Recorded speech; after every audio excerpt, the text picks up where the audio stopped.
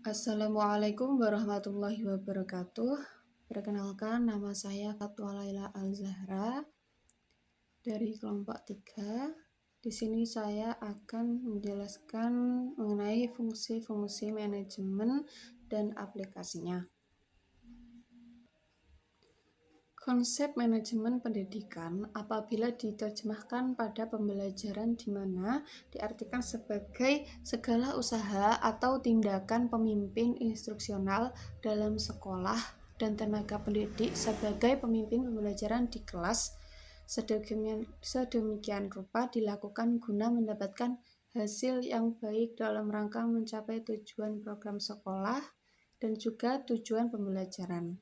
Hal itu berarti manajemen yang diterapkan di lembaga pendidikan merupakan suatu pengelolaan pada satuan unit pekerjaan yang telah diberi wewenang dalam pekerjaan tersebut yang bertujuan tercapainya proses pembelajaran dengan baik. Keberhasilan suatu lembaga pendidikan dalam menyelenggarakan pendidikan sangat tergantung terhadap kemampuannya dalam menerapkan fungsi-fungsi manajemen secara profesional. Karena itu, maka efektivitasnya suatu pembelajaran dapat dicapai apabila fungsi-fungsi dalam manajemen, yakni fungsi perencanaan, pengorganisasian, penerapan, pengawasan dapat diaplikasikan dengan baik dan benar pada proses pembelajaran.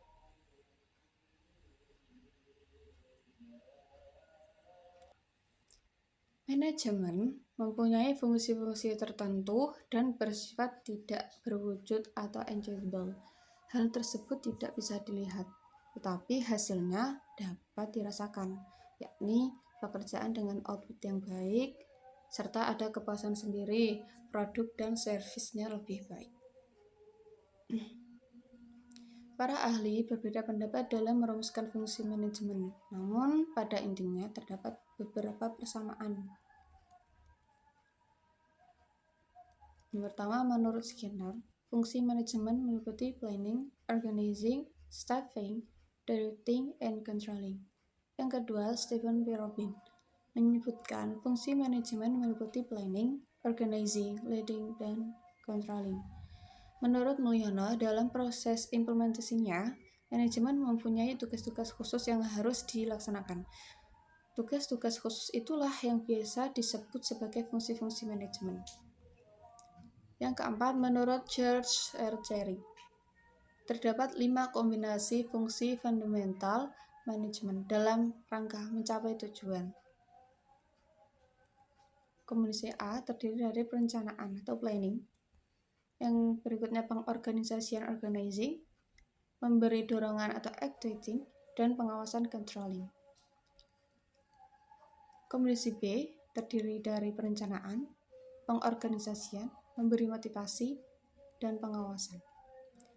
Kombinasi C terdiri dari perencanaan, pengorganisasian, staffing, memberi pengarahan, dan pengawasan. Kombinasi D terdiri dari perencanaan, pengorganisasian, staffing, memberi pengarahan, pengawasan, inovasi, dan memberi peranan. Kombinasi E terdiri dari perencanaan, pengorganisasian, memberi motivasi, pengawasan, dan organisasi. Dari kelima kombinasi tersebut dapat disaring menjadi 3 fungsi utama manajemen, yaitu perencanaan, pengorganisasian, dan pengawasan. Dari urian dari para ahli tersebut, para pakar mengabstraksikan proses manajemen menjadi 4 proses, yaitu planning, organizing, activating, and controlling. Perencanaan dalam manajemen pendidikan Islam harus dilakukan secara teliti, sebagaimana Rasulullah SAW selalu melakukan perencanaan secara teliti. Mengenai ketelitian dalam membuat perencanaan dalam mengambil tindakan banyak terdapat di dalam Al-Quran, baik secara jelas atau secara sindiran. Sebagaimana Allah Subhanahu wa Ta'ala berfirman dalam Quran Surat Al-Ma'idah, yang artinya, dan taatlah kalian kepada Allah dan kepada Rasul-Nya, dan berhati-hatilah, peliharalah diri kamu dari kesalahan. Quran Surat Al-Ma'idah ayat 92.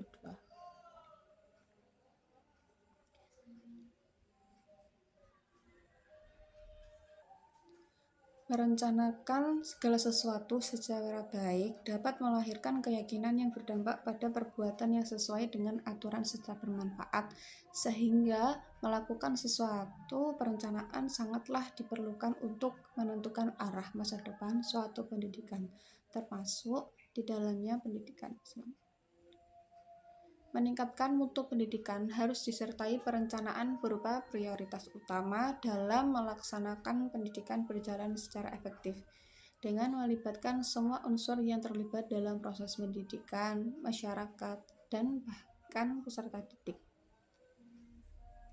Penetapan tujuan sebagai garis pengarahan dan sebagai evaluasi terhadap pelaksanaan dan hasil pendidikan, serta formulasi prosedur sebagai tahap rencana tindakan serta penyerahan tanggung jawab pada individu dan kelompok kerja.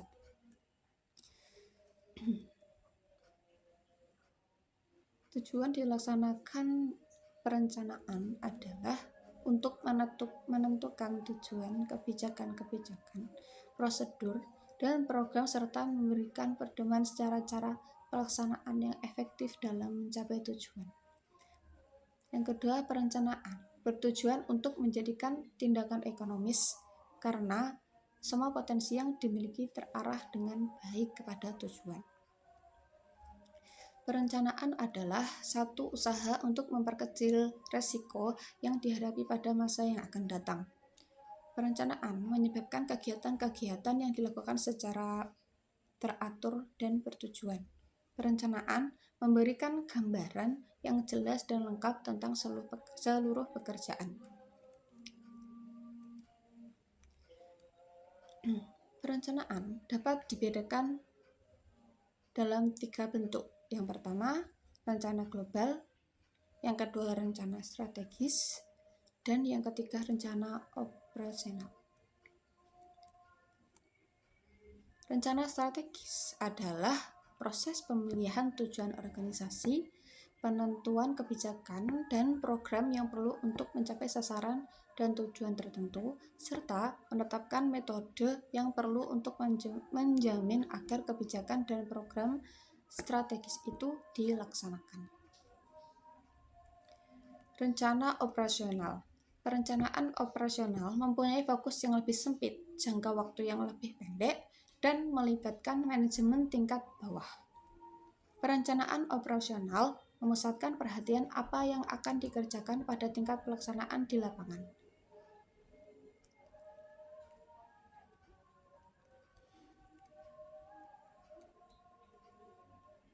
Lalu pengorganisasian. Mengorganisasikan merupakan suatu proses menghubungkan orang-orang yang terlibat dalam organisasi tertentu dan menyatu padukan tugas serta fungsinya dalam organisasi. Dalam prosesnya dilakukan pembagian tugas, wewenang, dan tanggung jawab secara terperinci berdasarkan bagian dan bidang masing-masing sehingga terintegrasikan hubungan-hubungan kerja yang sinergis, kooperatif, harmonis, dan seirama dalam mencapai tujuan yang telah disepakati.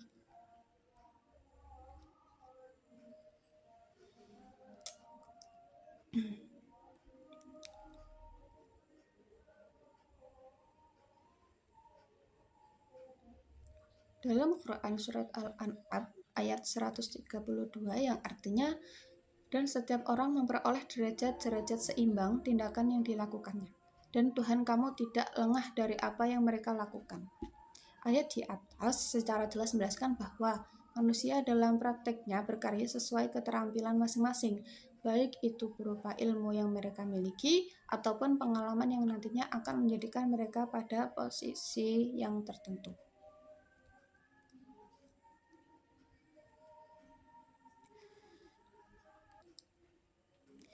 Aplikasi fungsi manajemen pendidikan Islam dalam hal perencanaan bisa dilakukan dalam bentuk mekanisme penentuan arah dan tujuan pendidikan, yaitu dengan cara menentukan visi misi dan bentuk kegiatan yang direncanakan dalam pengelolaan.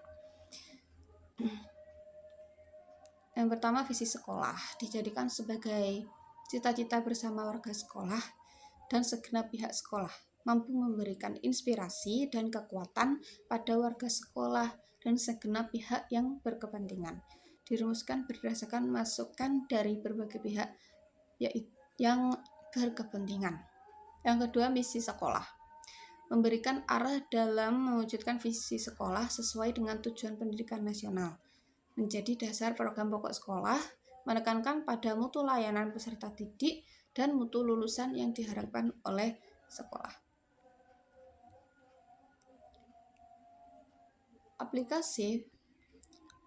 Aplikasi fungsi manajemen perorganisasian dalam pengelolaan bisa dilakukan mekanisme pembagian tugas dan tanggung jawab kepada seluruh komponen yang terlibat di dalam melalui rapat pembagian tugas, penyediaan fasilitas, dan perlengkapan yang dibutuhkan dalam pelaksanaan tugas.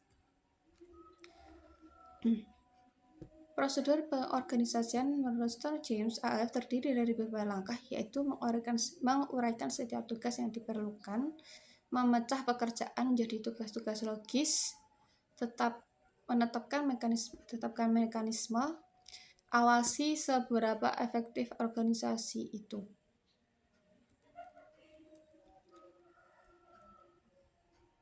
Aplikasi fungsi manajemen pengawasan dalam manajemen pendidikan Islam dengan menyusun rancangan pengawasan meliputi tujuan dan sasaran yang akan diawasi. Kemudian, mengidentifikasi faktor pendukung dan penghambat proses pengawasan, menentukan teknik dalam pengawasan, dan menghitung waktu atau biaya yang digunakan dalam proses pengawasan. Setelah itu, lalu melaporkan hasil pengawasan. Jadi, fungsi manajemen terhadap pendidikan Islam sangatlah penting untuk mencapai tujuan pendidikan Islam secara efektif dan efisien, dan mendapatkan hasil sesuai dengan impian dan tujuan dari lembaga pendidikan Islam. Para pakar berbeda dalam merumuskan proses manajemen, namun pada intinya terdapat beberapa persamaan yang mencakup 4 fungsi manajemen yang harus diperhatikan, yaitu perencanaan pendidikan Islam, pengorganisasian pendidikan Islam, pelaksanaan pendidikan Islam, dan pengawasan pendidikan Islam. Dengan memperhatikan keempat fungsi manajemen pendidikan di atas, diharapkan dapat meningkatkan kualitas pendidikan secara keseluruhan. Sekian dari saya, apabila ada kurang lebihnya saya mohon maaf. Wassalamualaikum warahmatullahi wabarakatuh.